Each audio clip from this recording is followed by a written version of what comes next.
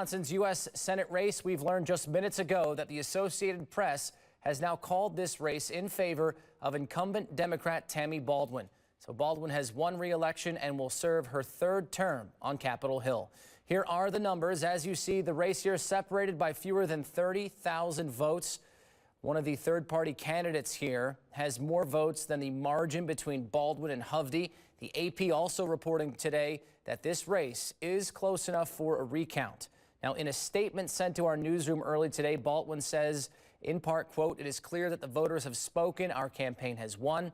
She says, "From the bottom of our heart, it is an honor to serve the people of Wisconsin." Now, in a statement on social media, Hovde alleges that the Democrats are siphoning votes from a fraudulent candidate. He says those votes are making up more than the entire margin of this race, adding that his team will make sure that every vote is counted.